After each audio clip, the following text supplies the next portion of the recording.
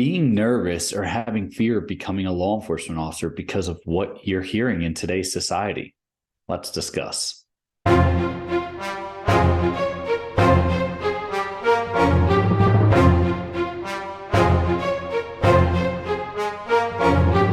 Hi, if you're new to this channel, I'm Frank. I have two gifts in the description for you. One is the Getting Started workshop for police officers.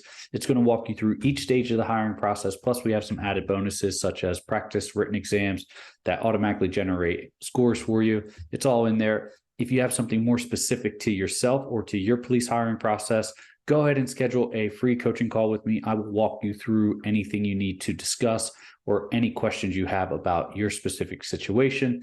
And I look forward to talking with you. Okay, let's jump into it. This is one of those motivational ones, right? I have a little bit of fear of becoming a law enforcement officer, and the fear is not necessarily of a physical injury. However, that is a common fear, but it could be a fear of running into legal issues, litigation. Will someone try to sue me? Now, while that is always a potential possibility in any profession, it doesn't matter just law enforcement, but any profession. No one's sued more than doctors. And you probably heard me say that before. But in any position, you have that chance of being named in a civil litigation. The nice part about being a government employee, especially a law enforcement officer, is you usually get something that's called qualified immunity, which means as long as you don't knowingly and intentionally violate a clearly established law, then you'll be covered under qualified immunity, and they can't sue you individually. They can only go after your place of employment, and that removes you from any type of lawsuit. So if you have fear of litigation against you, it's very unlikely, as long as you're doing what you need to do. And I know you will be a good law enforcement officer. I know you won't ever come across my desk for a misconduct review, but the aspect of it is as long as you're doing what you're supposed to. So let's break it down. First of all, you have to violate a clearly established law, which means it can't be something that is whimsical, or can't be something that is not clear. And what I mean by not clear, if there's no law in the books, or the law violates a constitutional law, if the state law violates a constitutional law, that's not clearly established, right? If you follow one law and it leads to an issue with a constitutional law, it's not clearly established. Same with case law. If there's no case law, which means no judge or jury have ever ruled on any aspect, then you're not really running into that issue for opening yourself up to civil litigation. So big thing here is you are safe and you're protected as a law enforcement officer under multiple different things. If you're trying to help someone in an emergency situation and they get injured further because of your actions, you still are covered under the Good Samaritan Act. Just because you're a law enforcement officer doesn't mean you lose your individual protections as well. So keep that in mind. It's hard to sue you when you have qualified immunity that takes a lot to be stripped away. So that's the civil lawsuit side. Let's jump over to the physical aspect. Most law enforcement in the nation, right, or well, we'll just stick with the nation. Most law enforcement in the nation, or the continent, right, North America, never pull their firearms. They never use their firearms in the course of their profession, which means they're never in a situation that requires the use of deadly force, right, from their firearms. That right there is just basic statistics. If you apply that principle to your worries, then statistically it's unlikely that you'll have to use your firearm to defend yourself, which, if we break that down a little bit further, it's statistically unlikely that you will be in a situation that's going to require serious bodily harm or death to you. So having that fear, while is warranted, and you should always have a concern, you're doing a very noble and honorable profession, but it may come down to, you may come down to have to use force to affect an arrest. At the same point in time, statistically, that force is never going to escalate to the use of deadly force from what we see in all the statistics or analytics from the nation, for the last 20, 30 years.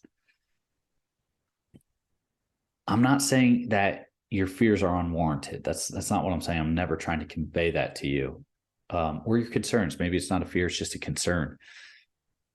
But at the same point, it's something that if you apply these statistics to the situation, hopefully it can make you feel a little bit better that is unlikely to happen. Now, I will say that certain law enforcement officers wind up finding themselves in situations requiring force, and I'm not saying deadly force, I'm not saying their firearm, but using force more than others. And sometimes it's at the result of an officer escalating a situation.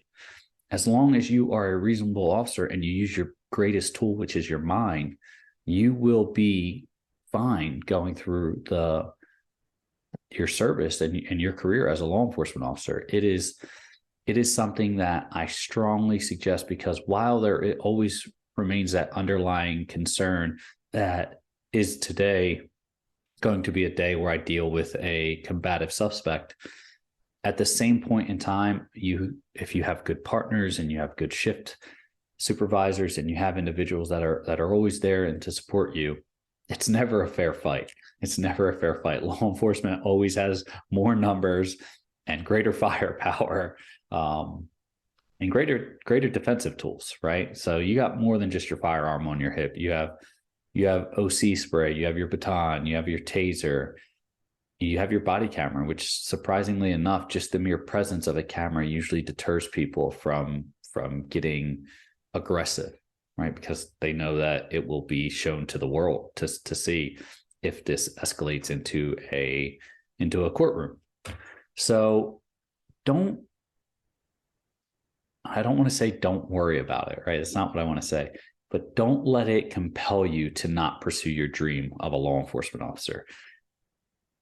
Statistically, you are going to be fine both in the civil litigation realm and in the physical realm for your safety. Now, I'm not downplaying law enforcement's risk, and I'm not downplaying the importance of what they do, because it is at point in times a dangerous job. At other point in times, it's a lot of sitting around and writing paperwork. And other point in times, it's a lot of driving around and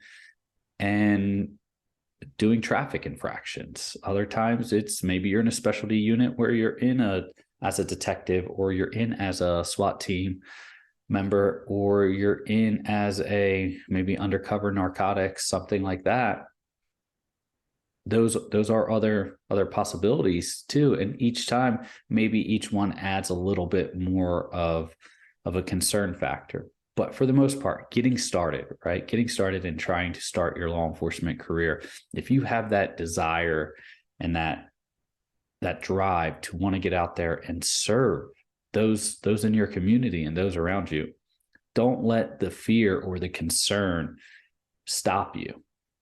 Statistically, officers go their whole careers without getting into any incidents, any major incidents.